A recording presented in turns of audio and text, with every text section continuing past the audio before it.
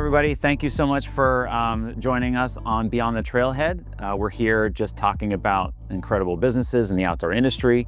And we have a awesome company with us today. It's Hollow Socks. And one of the co-founders, Brian's here with us. Thanks for joining us today, Brian. My pleasure, Craig. Good to be here. Thanks for inviting me on. We're just going to talk a little bit about your company. And I know you and I met at Switchback with a couple of your colleagues it was the cocktail hour, I'm pretty sure, right? that awkward cocktail hour at a trade show when you don't know who to talk to and stuff like that. So we bumped into each other at the snack bar there, and you guys started telling me about Hollow Socks and how you guys make it out of alpaca. And I've shot for a few companies that make alpaca like sun hoodies and stuff like that. And so I was interested in the tech that goes behind it and everything. And with me doing trail running and hiking and stuff like that, I know a lot of people are super interested in kind of how alpaca wool and how the process and everything, the tech goes behind it. But then also, my wife and I just love hearing about brands and how you started and how it became to be and all that good stuff. So maybe if you can kind of just tell me kind of what your what were you doing before you started alpaca or started Hollow Socks? Yeah, no problem. So a couple years prior to starting Hollow, I started another outdoor brand called Fix-It Sticks. And so this is what they look like. They're two separate sticks. They go together like that, or at least that's what I created at first. Oh, cool. That's kind of how you get all your torque and leverage. So I started on Kickstarter with this one. This one is super light. Super light. So it's an aluminum body with steel bits. There's some problems with that I later discovered. And then a year later, I came out with the replaceable version where it's all steel body and steel bits. And they're great for, throwing in your pack when you're going off for a ride, and they don't take up a lot of room. And the whole genesis of that idea was I broke something on my trainer in my room here, and indoor in the middle of winter, and I used the 3-way tool to fix it. And I was like, this is really all I need. Like, I carry this multi-tool that has all kinds of crap on it, and I don't even know how to use it. Yeah. Like, I just need a 3-way tool, and that's going to get me out of like 80% of my problems, right? So that was the original theory. It's just like, maybe I could do this, and then sketch it out, get a prototype. I'm fast forwarding like a bajillion stories. But in any event, launch the brand, get it out there in Kickstarter, launch the second Kickstarter for the steel version, and then we did a T version of this. So basically that T shape, but it was locked in place. And then that was in the second Kickstarter as well. And that all started to just take off a little bit, but I struggled to, like, my skills top out at a certain like revenue band or team band or something like that. So eventually somebody came calling and wanted to buy the brand, and I thought, yeah, that's probably a good idea. So I sold most of it to him. I still own a portion of it, and then from there he took it in some different directions, and now we're pretty closely associated with shooting and hunting, which is totally fine. And then we still have a little bit of cycling exposure, and we have certainly helped plenty of people build IKEA furniture along the way, and so it's good. And that brand's doing great. It's pounding out good numbers. And hang on a second, my mom is calling me. I just got to decline that. Okay, so poor mom. Yeah, poor mom. So that's going well, and then after that, I came out with another idea. This one was a little more cycling focused. So this one's called the Back Bottle, and it's super weird. But I learned a lot. The reason I'm telling you these stories is all the learnings went into the socks, right? Yeah. So this product's super weird. It's designed to go in your center pocket of your cycling jersey, so you can put it in there with one hand with the little shoehorn thing, and this catches the elastic on your pocket, so it stays put. It's flat against your back. Yeah, really cool design. But the problem with that from a business perspective is there's very few people in the world that do cyclocross racing or have tiny mountain bikes or go for the 3-hour plus rides. Yeah. And that's really the only people that aspires to connect with. Although I am getting some aero testing done on it right now as like a last ditch effort to see if I can kind of save it. And the initial result is it's 11 watts faster to have that if you have a tight fitting jersey. So like, whoa, that's a pretty big deal. So that's cool, but that business kind of dies. I still sell them, but not much. And then I did another one that's like a balaclava, and I learned a lot about production and a little bit about garment production and things like that. And then all that was sort of working, but none of it was like exploding. And Yeah. so then I went back and got a day job and worked at a digital marketing company, and that's where I met my co-founder for Hollow. And we had a conversation I'll never forget in the parking lot one day, and he said, "I'm really good at selling stuff." And I said, "Well, I'm really good at making stuff up. So, well, we should just do it together." Yeah. So, because that was Yeah. always my like I'd make stuff up, but I could only hit this limit of sales. Yeah. And then that's where the sock business was like, it checked a lot of boxes for me. I was actually trying to solve my own problem again, just like the three-way tool, Yeah. and the bottles the same way, the balaclava was the same way, just trying to solve my own problem. And so with socks, I wanted to solve the problem of being able to wear a pair of socks to work all day and then go straight into your workout or whatever. Because I noticed like that was the moment I'd lose motivation. Yeah. I'd come home from work, take my sock off, and it'd be curtains for my ability to work out, just no Yeah. interest. So that is always the fuel from my fire of like, okay, I think I have a solution for this. And then I Yeah. did a ton of research, bought a ton of socks from all over the world. Alpaca's the right answer, blah, blah, blah. Find a manufacturer. We launch on Kickstarter. And then that's at a certain point, not too long after the Kickstarter, that's where my co-founder's skills really took over. And Okay. he was not lying. He's really good at selling stuff. Uh, so he ended up starting his own digital marketing company, and Fix It Sticks was actually his first client. So like him and I have been intertwined for a number of Okay. years. I actually first met him. He took me out for coffee to pick my brain when he was 19. And then we ended up working together, and I totally forgot who Yeah. he was. He's like, "Oh, you don't remember me?" I'm like, "No." He's like, "We remember for coffee." And I was like, my first question was I nice? He's like, "Oh yeah, you're great." I'm like, "Okay." Because it depends a lot if people buy the Yeah. coffee or not when we go out for those meetings. So anyway, that was kind of like the entrepreneurial background, all those learnings in place to feel like socks could work, and entering like what I would say, is obviously a very crowded market in socks. However, it's a huge market, right? Yeah. Most people have feet, Yeah. most people wear socks, so there's a lot of opportunity to sell really, really comfortable socks to a whole lot of Yeah. people, and it's proved out. So yeah, we started in 2018 when the idea was hatched. 2019 was the Kickstarter, and now in 2025 we're doing quite well. And went to our first trade show where I was able to meet you, and that's a big expense for Yeah. a small brand, but I think it was worth it. It was fun to get out and be part of the industry again and all that Right. stuff. It was great.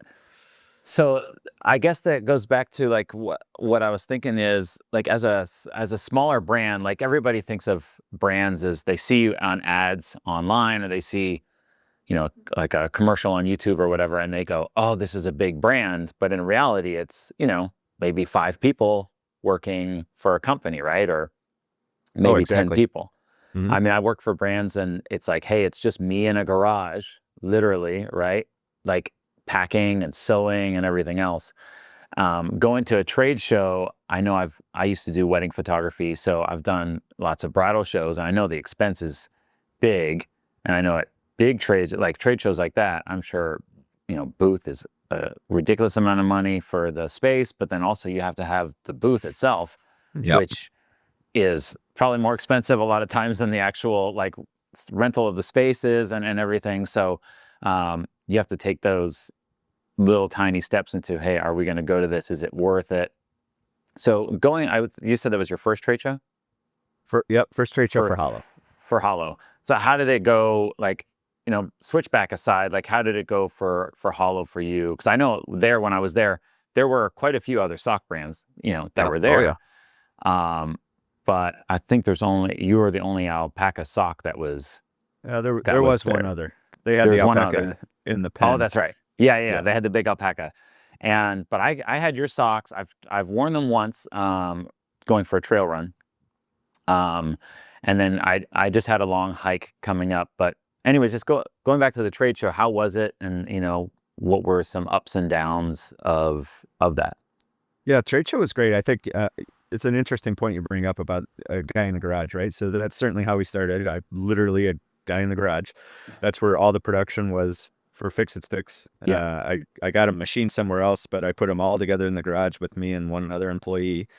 And I mean, we were in every trade magazine, every cycling magazine at some point or another. I was shipping all over the world, and you're right. It's just me in a garage. Yeah. And well, he's not my co-founder, but my friend who worked for me, right? So Yeah.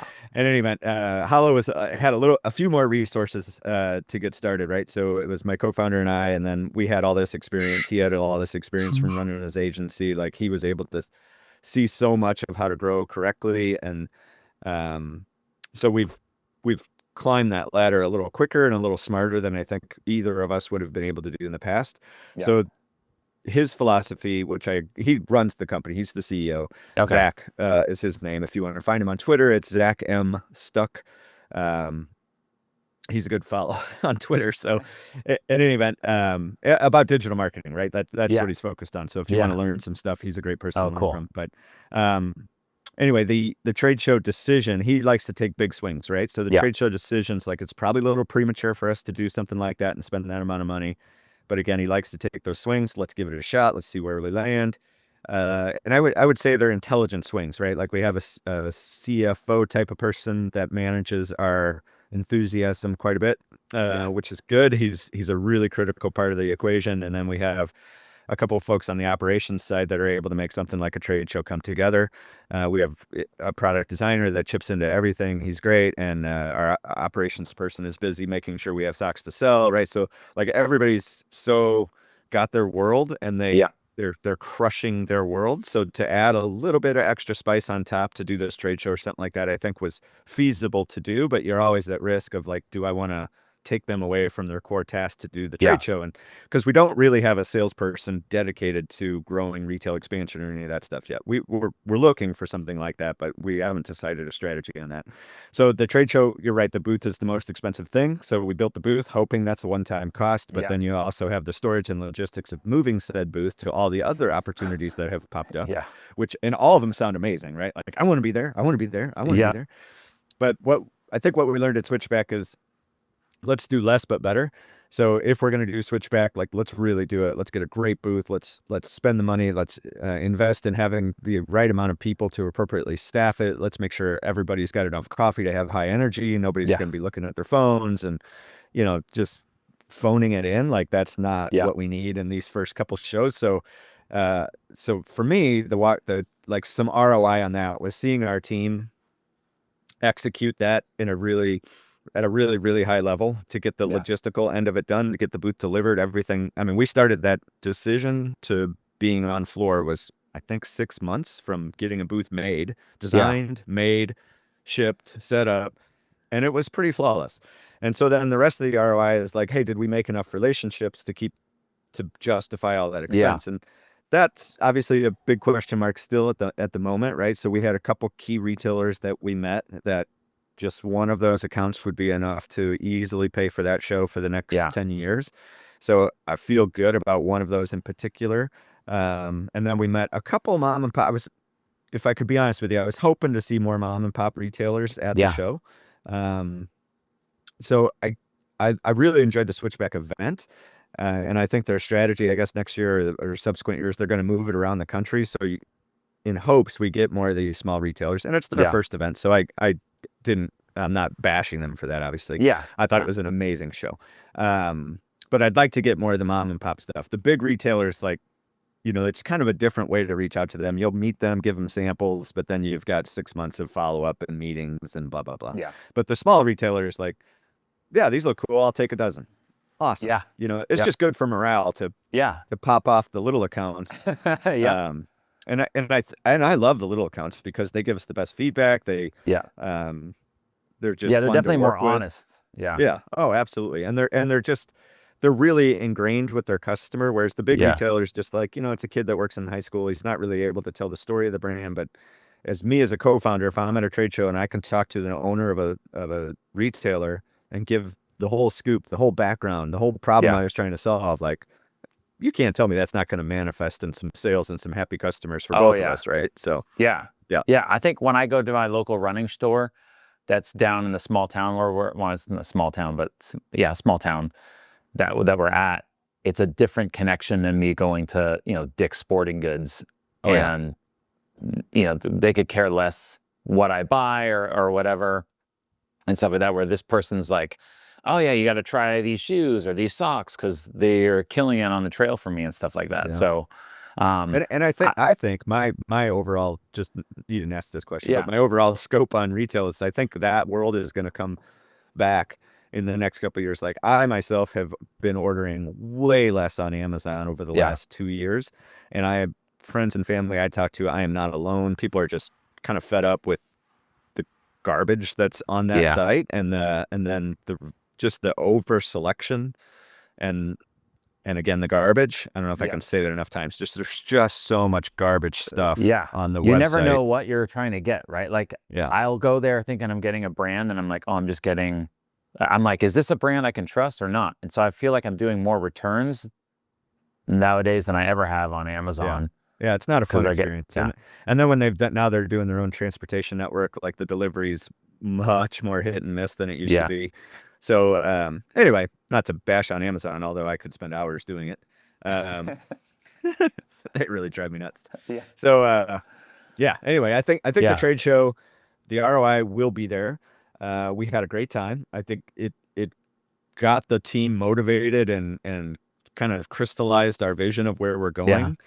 And a question that kind of goes back to the guy in the garage or girl in the garage working on a brand with one or two people, right? Like, I heard this not too long ago and I really like it. Like, every company, and certainly a brand like ours, hmm, and like all those brands on your background, right? yeah, All those brands started as a pirate ship. And eventually, as the brand grows, you have to convert that pirate ship over to a navy. And that transition is what kills a lot of companies. Like, lots of uh, companies, right? yeah, So, like, I'm a pirate ship captain, right? I can do whatever needs to be done. yeah, I can clean the toilets, I can raise the sails, I can battle with my swashbuckling swords, right? I'll do whatever it takes to yeah, get this thing lifted and moved. And I'm good to, like, from a revenue perspective, like the person who gets you from 0 to 250,000, roughly 300, 400, like, that person has a unique set of skills, and they typically don't apply as you're going from a 500,000 to 5 million, 10 million and up. yeah, That's where that transition to Navy starts. And I am not built for the Navy. I don't like rules. I can't stand it, right? Like, I listen to these yeah, entrepreneur podcasts, and like, the personality types yeah, are very clear of who I fit with. As I listen to more of these things, I'm like, yeah, that's my yeah, guy, right? yeah, And then I listen to, like, business stuff, or catch things on LinkedIn or whatever from, like, yeah, CEOs of, like, JP Morgan or something like that, and I'm like, I am not that guy. Right? Like, I'm not even close to that guy. Like, yeah, I don't yeah, want any yeah, part of it. Like, even yeah, if I had the skills to do it, like, I don't even want that as an yeah, outcome, right? Like, what's the outcome I'm picking? yeah, The outcome that for me was always, I want to have freedom of my time so I yep, can go for a bike ride whenever I want. And yep. that's what I'm going to do as soon as we're done here. I'm going to go for a 3-hour bike ride, and nobody's going to bug me. It's going to be Yeah. great. There's someone who told me once that because we were thinking of growing our business when we were doing stuff, we were like, hey, we wanted to grow from doing weddings on our own to like having a team that we could send out. And Yeah. then a friend of mine who runs a big company was like, when he started small, he was like, he was like, I made a little more money, but I just had way more headache because I had so much. And he was like, if you just want freedom of time, it's all dependent on like what you want to do. You can grow a brand really, really big, or you can keep it the way you want. It's all how you want. Because a lot of times people, we start a company or whatever, and we're like, I want to be $100 million business. And then you're like, you know what? I'm okay. I don't need to be some giant, giant, giant brand, right? It's good to be that, but then you lose a lot of freedom, or you have a lot more headache because now you're hiring more people to take over different aspects of it and stuff like that. So my wife and I, after that, we were like, you know what, let's just keep it boutique-y, just me and her. And then occasionally when we need to hire some people to help us with photo shoots or whatever. And we've had that same freedom of like this morning, while I was sitting in traffic and seeing all the dads and stuff and the moms in traffic, my wife and I are dropping off my son at his cross country training, and me and her just went for a walk, can get coffee, come back, record this podcast. I'll go and edit. I'll just do a photo shoot, schedule it appropriately and stuff like that. Um, So yeah, I think I'm in that pirate ship, Yeah, I love it. pirate Yeah, ship aspect of it too. that quality. So So I taught entrepreneurship for a number of years at the local tech college, and that was okay, always kind of a big point of my first class was what's the point? What's the goal? yeah, Like if you just wanted a couple, because a lot of people would take that class and with a side hustle mentality, like, man, if I could just get like $500 a month, my mortgage would be like everything would be easier, right? yeah, So the issue with that is like it's almost as much work to do a $500 a month side hustle as it is to rip the Band-Aid off, go full force. I mean, yeah, there's obviously more risk, and I'm not downplaying any of those differences, but yeah, it's not wildly different yeah, from making a couple $100 a month to as a side hustle and keeping your job versus the other thing. And yeah, so what I tell those side hustle folks is like, your goal should be to make this thing what you want it to be. It can be yeah, an awesome business, and awesome doesn't mean big with tons of employees and locations all across the country. Awesome is whatever you want it to be, right? yeah, So for me, I want awesome to be other people dealing with the CEO headaches. yeah, I make less overall, but I get I get to do what I want to do, which is ride my yeah, bike, and I get to do what I avoid what I'm terrible at, which is managing people and being on the Navy. yeah, You know, I'm awful at it. So now my yeah, time is more free. So if I want to come up with another idea, I've got the mental uh, flexibility. I yeah. hate to use the word bandwidth, but I have the space to do so. Yeah. I just don't have a great Um, idea at the moment.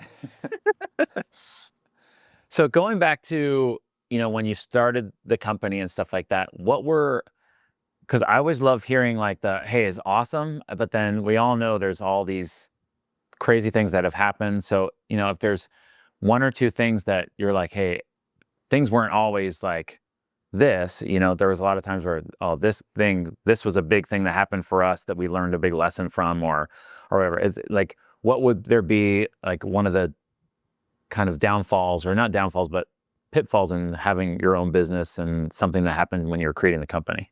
That's a great question. I feel like I have a good answer for it too. So Fix It Sticks did the same thing. There's like Yeah. this moment. I don't know why this happens, and maybe it doesn't happen for everybody, but it seems to happen to me. There's this moment where like I get the prototype figured out. I get the first couple orders out or a couple Mhm. hundred or whatever it is. Yeah. And then something catastrophic happens. So like with Fix It Sticks, right before I got all these orders from the Kickstarter, and right before I was going to ship out, I figured out just arbor pressing steel into aluminum is not going to work because Yeah. steel is hard and aluminum is soft. So I had this really weird methodology for like testing them to make sure they're strong, but I'm not a physicist. I'm not a scientist. Yeah. And it was a terrible idea to do this myself. And then a friend came over and he's like, well, I'm going to build a bike tonight. Can I just use your tools and I'll just kind of give him a test run? I'm like, yeah, that's a really good idea. So I gave him the tools and he went home and built the bike, and he called me like 20 minutes after he got home. I see the caller ID and I'm like, uh-oh. Because when he left, I thought, that's such a good idea. I'm going to do it myself. So I Yeah. started tinkering around with my bikes, just tightening and loosening, tightening and Yeah. loosening. And then the bits work themselves out pretty quickly. But I'm like a week away from shipping them out all over the world. Oh no. And then I have to figure out how to solve that problem, which was Yeah. eventually was glue, or a particular type of glue, like a Yeah. Loctite glue that works in, an anaerobic glue that works in the absence of oxygen. Like, do you think I knew that such a thing existed before I Yeah. had that problem? Like, I did not know that. Yeah. So it's designed specifically for this problem. Like, oh, Yeah. thank God somebody had thought of this, right? So, but that emotional, like that night that I discovered that was awful. Like I still Yeah. remember it like it was yesterday, right? And so then the same thing, like the balaclava product, I shipped off to a place to sew them, and their sewing machine was out of calibration, and nobody caught it. And I have thousands of these things, but you didn't know it until you stretched each product, and Yeah. then the string would snap. So I send them all out on Kickstarter. I'm in Yeah. Chicago with my family on a little quick vacation, and I'm getting message, message, message, message, message. Like, Oh no. oh my God, they're all crap. Yeah. So I had to get them all remade, all reshipped, like unbelievable. And you're a Kickstarter, right? It's not like Yeah. I don't have any power to fight, to get in an argument with my manufacturer. Yeah. That was a disaster. So again, I remember that night, very clearly. I remember Yeah. that hotel room very clearly. And then the bottle was actually pretty flawless, so that was good. Well, Yeah. I shouldn't say flawless. The cap sucks. I hear about that all the time, but there's not much I can do with that. So anyway, Yeah. then with socks, weirdly, you wouldn't think it'd be that hard to make socks, but somehow we found a way to screw that up too.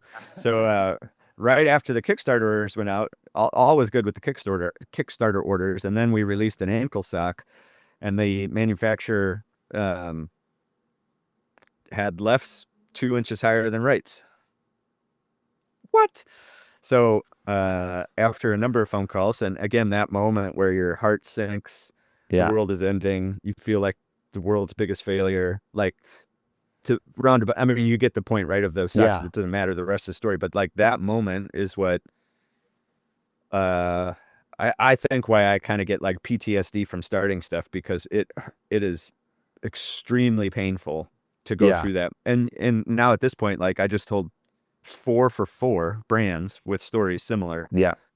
I think it's inevitable that you're going to have that oh shit moment. Sorry. Yeah. And it's just absolutely devastating when those things happen. Absolutely devastating. I never even thought about, because I think as a consumer, you see a product come out and you think, oh, this is a cool product.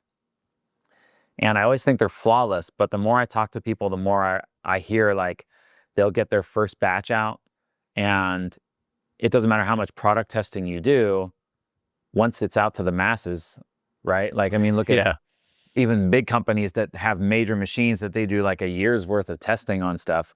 And then next thing you know, a cell phone goes out and the batteries are exploding because there's a little clip inside that punctures the battery, right? Like that Samsung phone or whatever. Oh. And I can't imagine the gut-wrenching punch it must have, because I talked to somebody just last week, and you had said the same thing, like you were just a Kickstarter, and so you can't really argue with your manufacturer. And this person, they use this one sewer that they're like, they messed up the stitching, very similar. They messed up the stitching, but they couldn't argue it because they were such a small side. And in my mind, I'm thinking, why wouldn't they? They messed up, but they're like, they have such a big name with their other people that they use. They're like, well, you're going to have to deal with this. Well, they might give you a discount on redoing the product, right? But it's literally on you as the small company. It's a whole different industry than it is returning something to Walmart, you know, as a consumer. So, I mean, that scares me to create something, because I have 2 ideas that I'm in the works kind of trying to create from a photographer's standpoint that I really need. And it's been such a big need, and I've tried so many different products that I'm like, I should just finally just build the product myself. And talking to more people, I'm like, okay, maybe I'll just make it for myself and not for the masses, because I'm too scared. Yeah. I definitely don't want to leave that impression. So for anyone listening that's thinking about something, I mean, I guess just mentally prepare for that. Yeah. But let me give you the juxtaposition. Yeah, go for it. When you get an email that somebody just did the Appalachian Trail hike in your socks, or they ran their first marathon, or they, like they were on an elk hunt and a bear ate the rest of their luggage, and all they had was this pair of socks and the one outfit they were wearing, and had to make it 6 more days. Like, that is the coolest freaking thing that could ever happen to you, right? So like in your case, you'll get this product out, other photographers will be like, dude, you totally changed the game. This is such a killer product. I didn't even know I needed it. Yeah. I'm making more revenue. I'm shooting better shots, like whatever problem it's solving. Like, that definitely outweighs that moment of pain and frustration, because the pain and frustration is fleeting. It's painful, but it's fleeting. But the joy of getting something that was in your brain out to the world and other people enjoying it the same way you did is like, hell yeah, man. That is awesome. Yeah. And then obviously somewhere along the line, if you get some financial reward, it's like, I mean, unreal, right? Like that's like you're absolutely living the dream. But if you never shoot the shot, right, you're never gonna make it happen. So I always encourage people to shoot the shot, but do it in a staggered way, right? So you didn't ask for my advice, but my advice for anybody like thinking of inventing a product would be, get about 100 of them made if you can. Well, actually, just get 10 made. And like, Yeah. even if you go to the grocery store and cobble something together, show it to some people that are passionate about that space and get their reaction. And hopefully people, the best way to do it is to do it through people you don't know. So if you reach out to your social media and say Yeah. like, hey, do you know 5 or 6 photographers in other parts of the country that I don't know? If so, send me a DM, let me know. So they send you a DM, your friend, and then you send them the product or even a paragraph about what the product is Yeah. should be sufficient to just describe it. That person you know sent it to that stranger. The stranger reacts to it and says like, "Oh, it's cool, it's stupid, whatever." And then it goes back to the third party person. Third party person gives you the results. It all sounds super convoluted, but that's what you need, that separation of emotion to get truthful feedback. Yeah. And then you need to be willing to listen. Like this is a good example of not being willing to listen. So cool product, terrible Yeah. business, right? Because I Yeah. didn't listen. I was getting feedback like, "Oh, I don't know about the cap. I don't know about this. I don't know if I really need that." Like the Yeah. first time I heard, the 10 times I heard, "I don't know if I really need that," I should have listened Yeah. because that ultimately is the right answer. I don't know if I really Yeah. need that. I mean, it's a nice to have, Yeah. but is it, you're going to go out of your way to buy a pack on our website or go to, whatever. I mean, people Yeah. do, but Yeah. not enough to matter. Versus like the socks is like, yeah, socks are great. I own a ton of socks. I'm always up for, there's so many sock nerds, self-proclaimed Yeah. sock nerds that Yeah. just keep collecting socks. Like it's a much more clear cut. I solved this problem, go buy them. And it's not like enough money to change your life. So people don't overthink it too much. So, so it works out well. And they're small and easy to ship. Yeah. Also No, helpful. that's really good actually, right? With socks, you can pack them in an envelope and they can Yeah. stuff them in a mailbox instead of having to deliver them to the front door. And I've they're been lucky lighter. with stuff like Fix It Sticks, light and easy to ship. The bottles, light, easy to ship. Like Yeah. the shipping part is often forgotten as a Yeah. huge challenge. So like if you have this cool cooler idea, right? Like Yeah. just don't have that idea. Or barbecue Uh, grill or something big like ugh. yeah, nothing big. So I totally skipped over it, but can you tell me and everybody about Hollow 2? Like, what is your, like, tell us just a little bit about the product and, it's because I know you just said about Appalachian Trail and hunting. So it's like an all around sock, and everything else. But I know there's some special things about alpaca that are just awesome compared to, say, like merino wool or synthetics and stuff like that. Yeah, so when so there's the brand, just so in case you see it in your local stores Yeah. someday, right? Or you see it on the Yep. website. So when we started, I did the crew sock was the height that I went with because I'm a cyclist and Yeah. it's the right height for cycling. So I got those out, and then like the moment I knew I had something is when I sent out the first couple. I say I got 100 pairs made. I sent out 100 pairs for prototype to various because I knew some press people, some media or reviewers, some super into it. So, I know plenty of cycling people, so I Yeah. sent them to a whole variety of people, and the response I were getting was just nonstop. Oh my god, I love them. Oh my god, I love them. Can you send me more? Can you send me more? Like, okay, this is different Yeah. than the bottle. And Fix and Sticks had a similar response, but it wasn't like I need them. It was like, oh, these are cool. Yeah. But the hollow socks are like, I need these socks, right? Like Yeah. that's a pretty like, oh, this might be something good. So the reason people are responding that way is because the alpaca fiber themselves, the reason the brand is called hollow is because the alpaca fiber is hollow on the inside of the shaft of the hair, right? So like a Labrador retriever is kind of the same way. It can go diving into Arctic water, pull out a duck, come back, shake off, good to go. And that's I didn't kind of know a that. similar concept with alpaca, right? They live in Okay. the highlands of Peru. It's freezing cold at night and blazing hot during the day. And that's where that hollow fiber really comes into play because what's really happening with alpaca is you're creating a barrier of air around the foot essentially. So if it's hot, just like your windows at your house, right? Like a double Yeah. pane, it's going to keep the inside cool if you have the AC going. It's going to keep the inside hot if you have the heat going. Same thing with the socks. We're going to temperature regulate is really the key. And the way that happens is by keeping your foot dry because of that hollow shafts. It also has a capillary action to move that moisture away from your foot. So if we can keep your foot dry, we can keep it comfortable regardless of the temperature. Yeah. So some people don't believe me when I say this. Actually, tens of thousands of millions of people don't believe me when I say this, but you can wear them in the hottest day of the summer, like I did yesterday, I mowed I run some Airbnb, so mowed take that back, 6 lawns, including my own, and scorching hot by Yeah. Wisconsin standards, but nasty, right? And I'm wearing our new trail sock. I get done with them. I come home, they're bone dry. Like Yeah. even I, as the Yeah. creator of the brand, was like, that's cool. Yeah. That's cool. That's Right? awesome. They weren't like in synthetic socks get soaked, right? Like they have a lot of promise, but they don't deliver. They're great for an Yeah. hour or two, but if you're Yeah. gonna really give it a go, a natural fiber sock is better. So merino Yeah. is good. It has pockets of air. Sheep's wool. Okay. Some of the issues with merino wool is some wool socks are really, really good, and some of them aren't so good, and that has everything to do with how they're processed.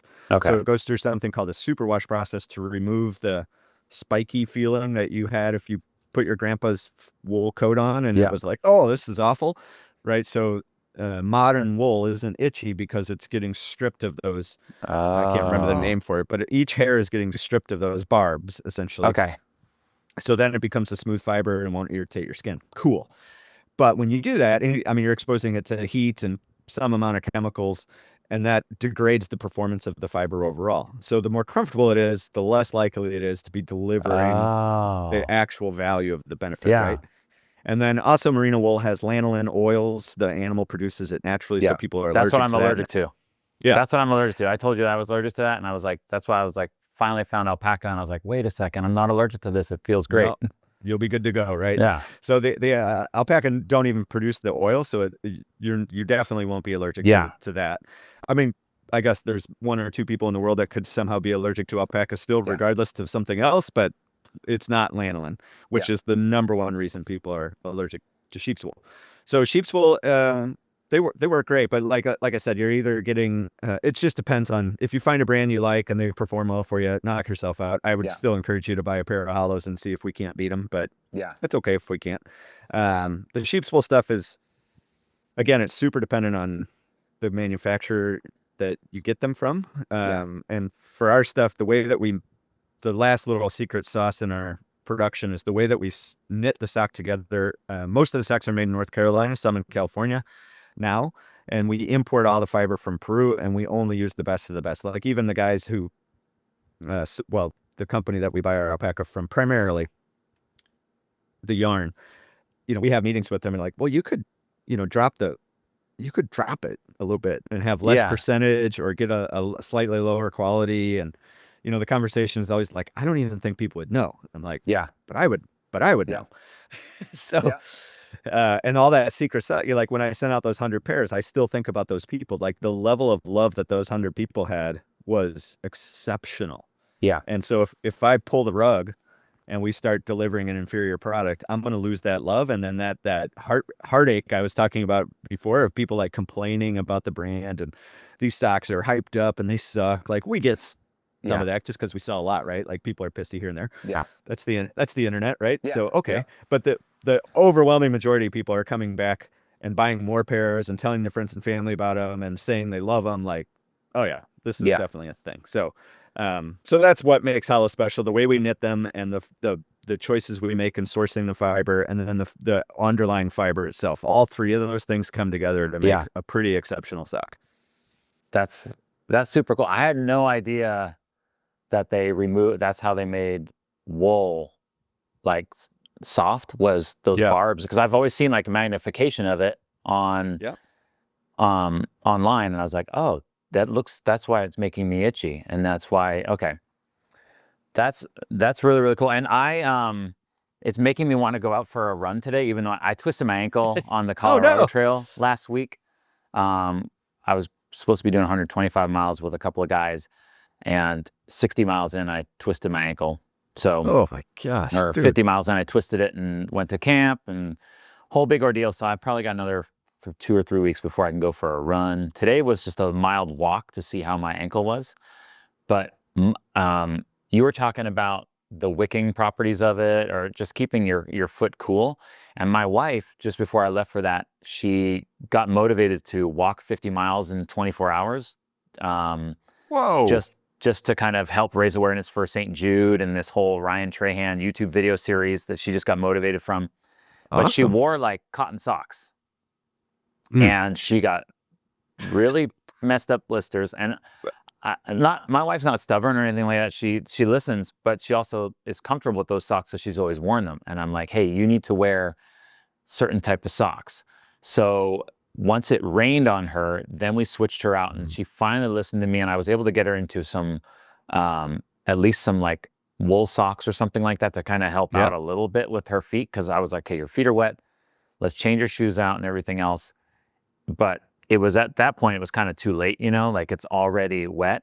And I have a pair of your socks, I think, that are her size. So I'm going to tell her to start wearing those for everything. So Yeah, I'd love the feedback. It's great. And you're in Georgia? yeah, I'm in Georgia, so it's like super hot and steamy here. Yeah. And today it's like I was going to say, you don't need to run to experience that. Just go outside and you'll see if your feet stay dry or not. All you got to do is walk on your driveway for a minute.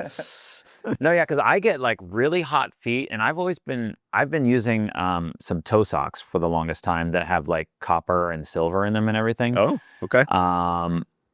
But and on the trail when I went and did that 100 and, well, I only did 50, but when I was doing that, I was wearing those socks because I didn't want to try anything new doing that far of a distance.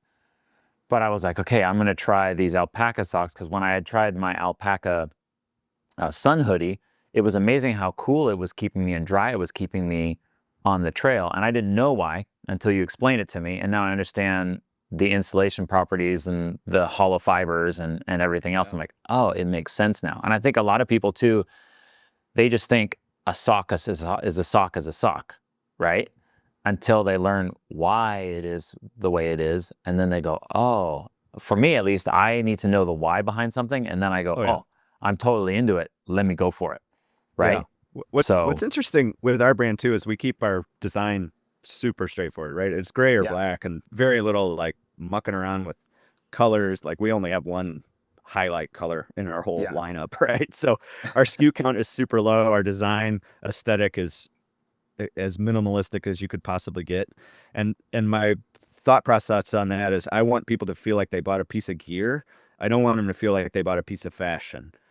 Because a piece of gear, like you're willing to do the investigation to figure out like, well, why should I buy that tent? Why should I buy that sleeping bag? Why should I buy that hiking shoe, right? And I want our sock to be in that type of conversation. Well, why should I buy wool? Why should I buy alpaca? And once you look into it, the answer is glaringly obvious.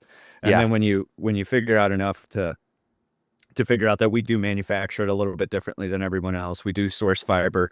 Even if it's another alpaca brand, I can guarantee you they are not sourcing the quality of underlying fiber that we're producing or sourcing. Guaranteed it. No one is. So if you want the best of the best experience from a gear perspective, we will give you that. If you want to buy, what is it? Buy once and cry once, or buy twice and cry twice, whatever, however that saying goes. I'm butchering, but that's the key with our socks. And like, I don't want the socks. This came up at Switchback a lot too. It's like, well, what's your warranty? How long do they last? And I'm like, you know what? I mean, I care. I want them to last a reasonable amount of time, but I don't want to make a sock that you think you're going to hand off to your grandkids, right? Like, no, I don't want them to last your life. I want them to give you an exceptional experience for the time that you're using them. And I want to sell to people that have jobs that can afford a second pair of socks after 4 or 5 years and not be pissed about it, right? Like, that's okay. It's okay. And for me, that's how my consumering is too. Like, I want something to be exceptionally good. I mean, I care that it lasts, of course. I want durability too, but that's definitely secondary to the outright performance. Like, I'm a passionate cyclist, right? So I'm gonna buy a tire that's gonna give me performance. And I know it's not gonna last as long as a gator skin. But gator skins ride like garbage. That's not what I want. I only have a certain amount of time to go ride bikes, and I want the experience to be amazing. Like, only a certain amount of people go out on 150-mile trail runs, insane people, with their friends, right? So you spend all that money to get to Colorado. You got hotels, you got trips, you got travel. Like, man, the last thing you want is something weird to happen, right? Which is why I respect you for taking the gear that got you there, but at the same time, like, in your training, experimenting with some different stuff and be like, oh, this actually is better. And like, again, I keep referencing cycling stuff, like the little pumps now, instead of like CO2 cartridges that came up in the last year or two, like, that is amazing. amazingly good product. Yeah. There's downsides, right? Like I have to remember to charge it now. That's Yep. another thing I got to think about. But the experience is better than a CO2 by leaps and bounds. Yeah. Yeah. Yeah. No. Anyway, so there No, you go. that's great. Long-winded I mean, answers. experimenting like during your practice times is probably the best part of it. Like uh, my wife is all about getting quality over what did we just bought something and it was they promised a lifetime warranty. And I'm like, listen, I like you said, I know that this isn't really going to last me a lifetime, right? Especially like a sock. It's on your foot. You're going to be Yep. wear and tear. Eventually, you're going to, I don't care how quality it is, you're eventually going to wear a hole in it somewhere, right? Like the socks that I wear right now, they're a lifetime warranty sock. And I'm like, and I wear a hole through them.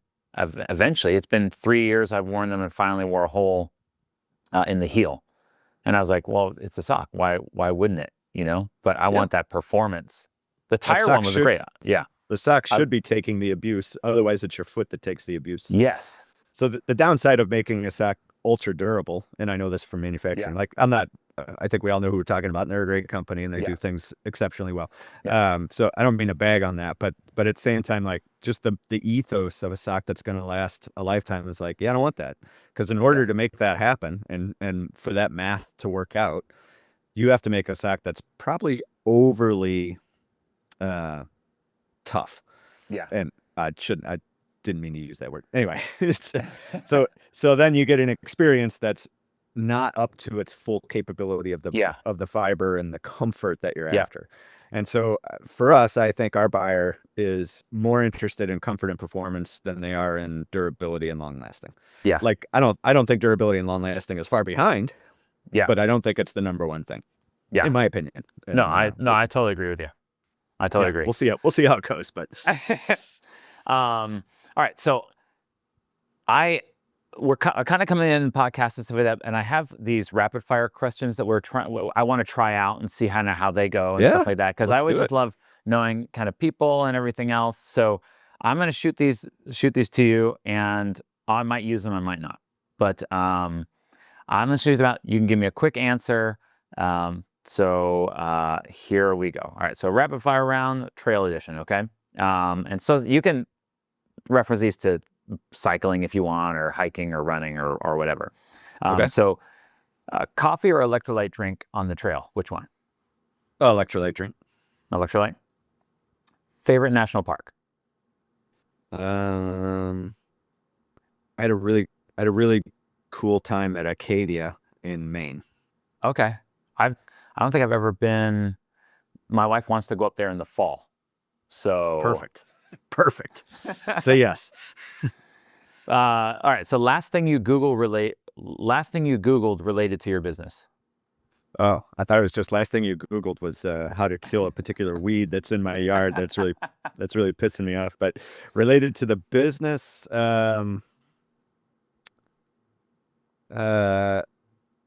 this is kind of cool. I was doing a little bit of we have a key employee that started with us very early on, and we just figured out a way to get her a pretty good upside if we eventually sell the company. Yeah. And like you can like do the math and figure out that upside for her. Yeah. And oh, cool. That's a really freaking good feeling that largely my co-founder made happen because of his ability to grow the company, right? Like I never would have been able to offer somebody something like that because I just can't do the growth. But in any event, he's wonderful. And his heart is in the same place as mine of like, what's the point of winning, of having a cool company if you can't do cool stuff, right? Yeah. So I think it's cool.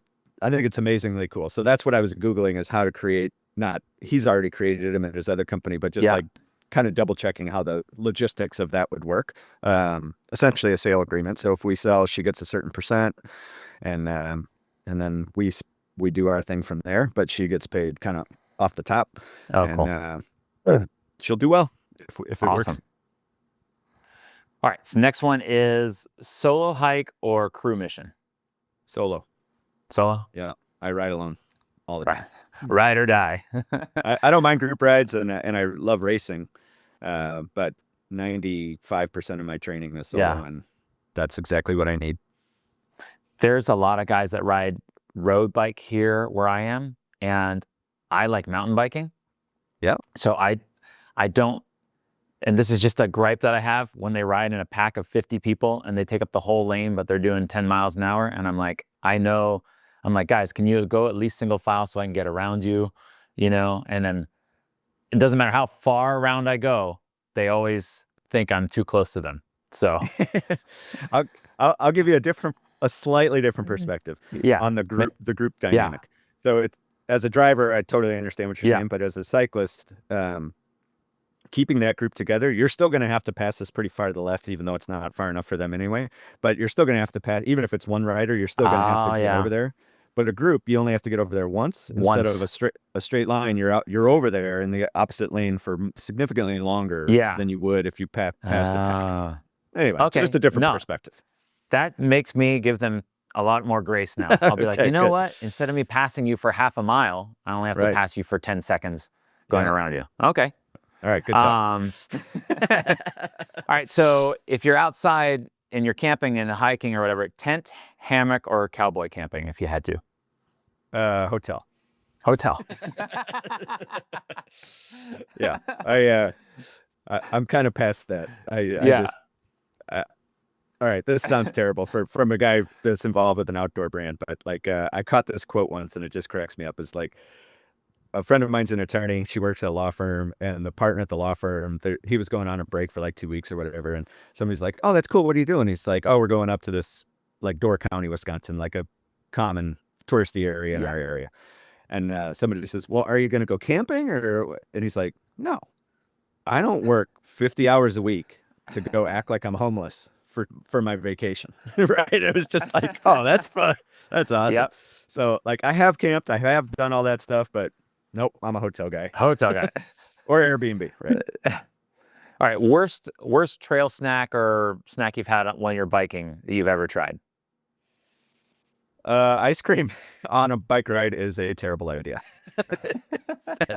I learned that the hard way. I was doing 100 miles and I stopped at like mile 70. I'm like, "Oh, I'm going to treat myself to an ice cream." And then, oh my gosh, it was awful. No. Absolutely awful getting home. So, lesson learned. If you could collab with any brand, who would it be? Ooh,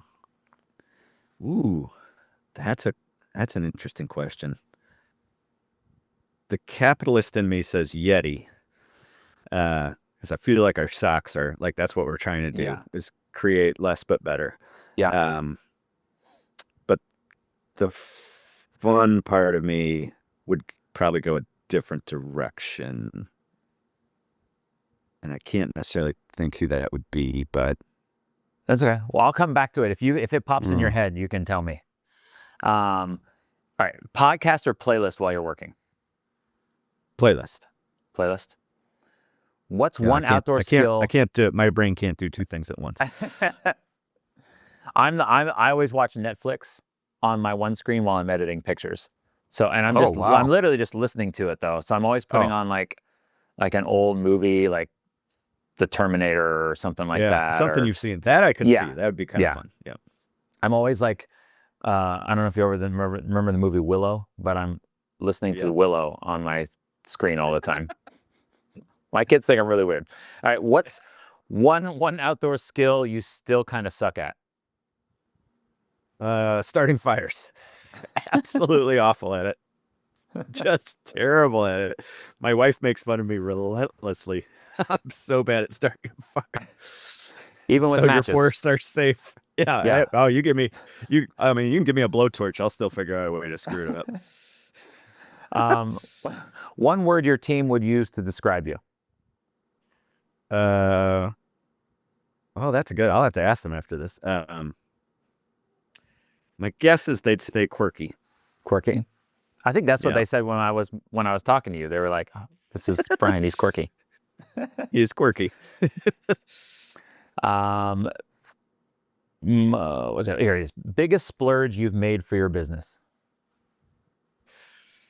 Well, if you had not included business on the end of that, I would say I bought a new road bike this year that fills me with joy, but it was Yeah. stupid expensive. Very like a dentist level bicycle.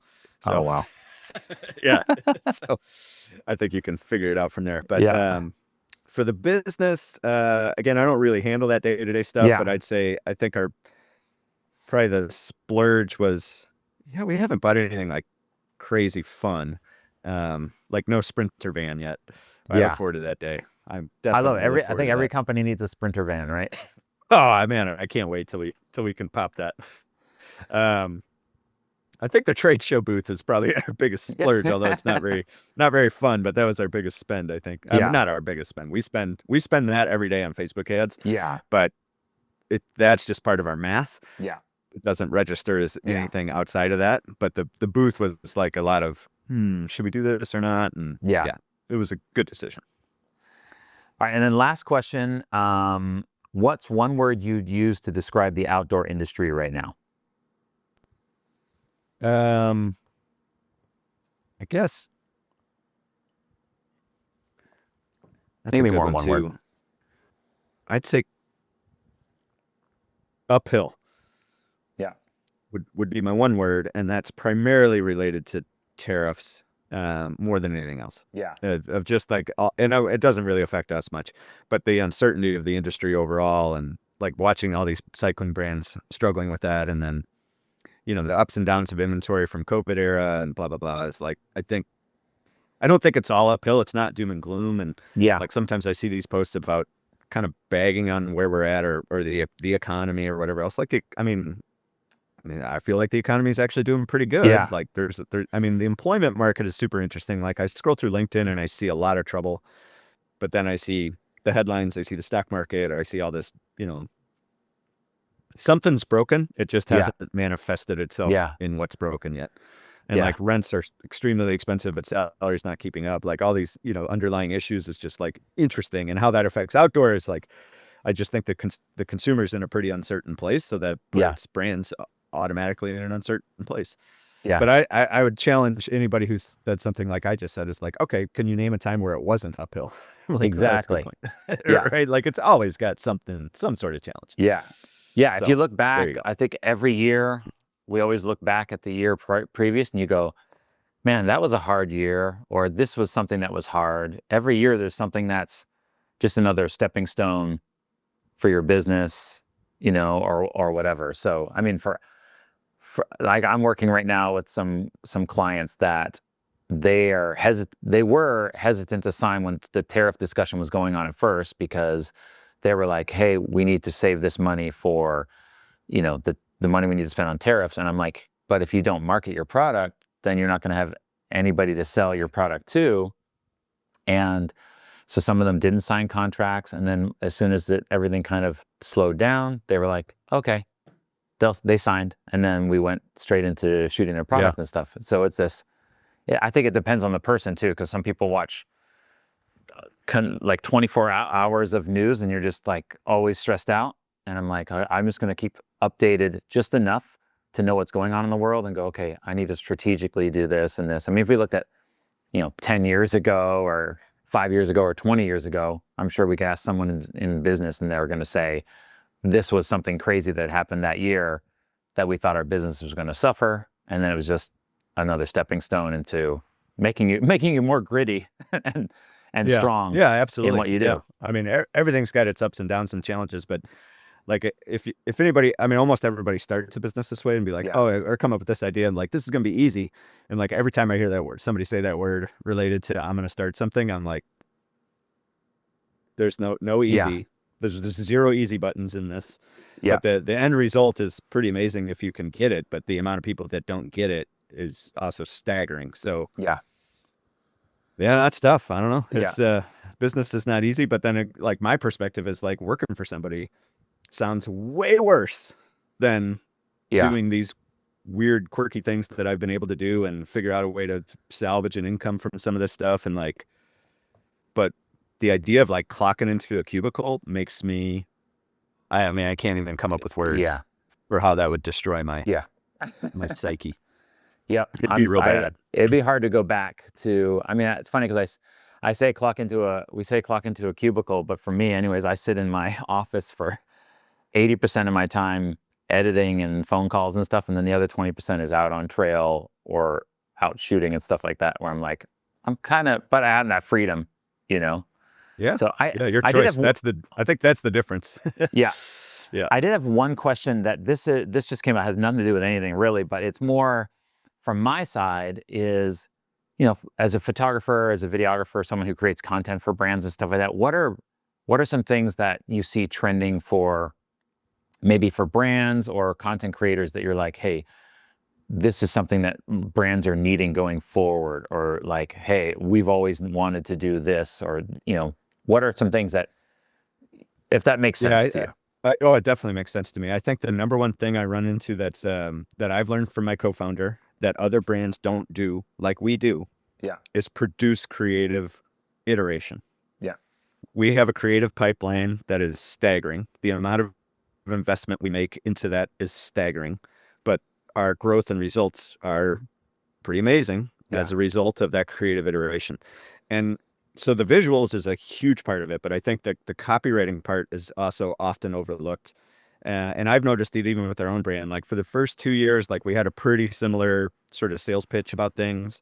And then we hired some different folks to help us with copy and creative direction, and like combining that uniqueness is creating a lot more what my co-founder would call hooks. So we get a lot more hooks in our ads. We get a lot more at bats because we're trying different things. This ad might target, I mean, everybody knows to target different people, right? Like that's not news, but having creative to go with that new target is where I think most brands fail to make that investment that you're describing. So, if we're going to go, we created a work sack.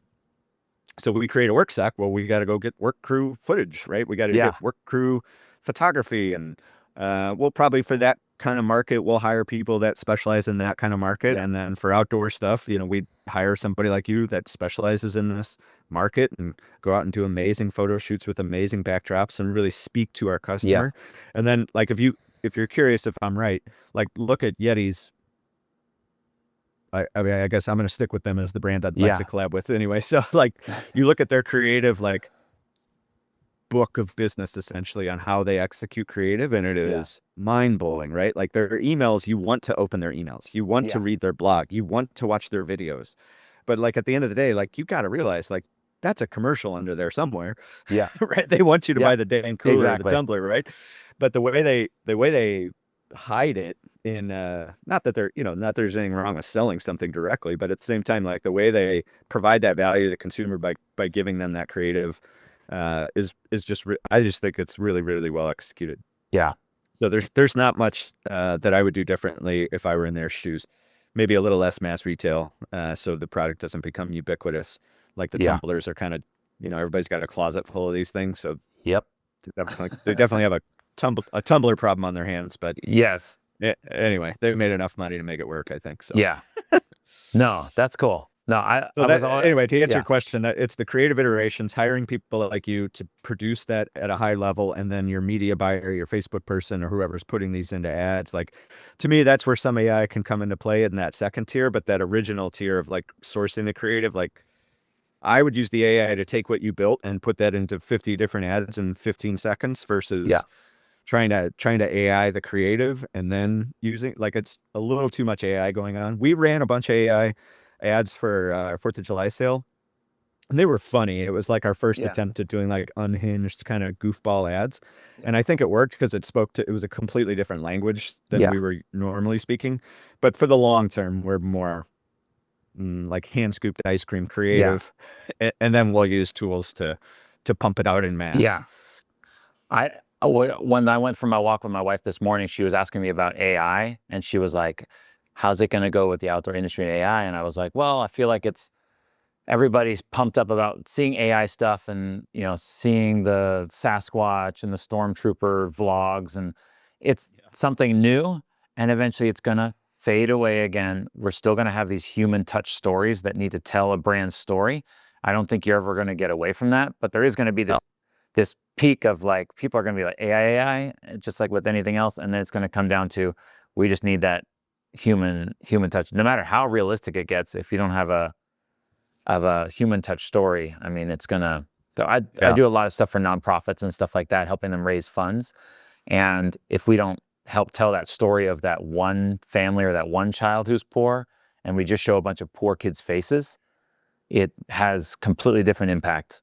You know, Yeah. poor kids' faces all day long, you just get numb to it. But if you hear a story of how you gave $10, and because 100 people gave $10, now this family is able to thrive, and now this mom is working and she's able to provide for her kids and everything, you get pumped more to give. Same with a product, and hearing it, like, you know. So the story is old as time, right? Like same with Yeah. politics. They really are great at picking out single stories on both sides. Like, it doesn't Yeah. matter where you stand, Yeah.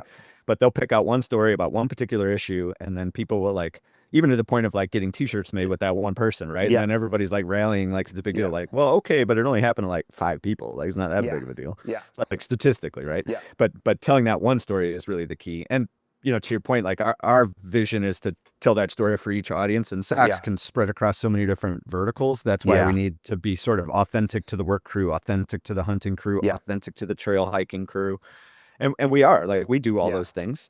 And I think like the state of the industry too, I'll go back to that real quick, is like, and this came up at Switchback and I thought it was really cool, is like there's now kind of an overlap of like the hook and bullet people with the granola Subaru people, Yeah. where we're, you know, I think we're all realizing like, hey, it'd be better if we worked together Yeah. on some pretty key issues. Like, do we even have outdoor access, right? Like, let's work together. I feel like that's one we can agree Yeah. on. Like, we Yeah. would like to have public lands, things like that, right? Yeah. Like, okay. Yeah. I mean, we might have different philosophies along the way, but fine. But Yeah. I think that's where the industry has a ton of opportunity, is these kind of tectonic shifts coming together is like, oh, that opens up a ton of different space Yeah. for, and Fix and Stick is a good example of that, right? Like, we serve cycling, we serve hunting. Hollow is a good example of that. We serve cycling, we serve hunting, or not cycling, trail run, you know, like the Yeah. granola set and the Yeah. and the bullet set. And we make no apologies about it. Like, I Yeah. think we all enjoy that space. We just enjoy it in different ways. Different ways. Yeah. No, Yeah. exactly. That's cool. Well, I mean, thank you so much for all the insight. Like, I learned so much today. So I didn't even I know, don't know I about didn't even that, know that you used to teach entrepreneurial stuff in that at college and stuff, because I learn so much every single time. I'm like a human sponge when I talk to somebody versus reading a book or anything like that. So, and Yeah. I think, you know, people will enjoy the information here. And so if people need to find Hollow, where can they find you online and your socials and stuff like that? At Hollow Socks, and then the same website, hollowsocks.com. And yeah, you'll definitely find us. And then actually all you need to do is think about Hollow Socks, and we'll find you on some sort of advertising I platform. know Facebook will So- just show up.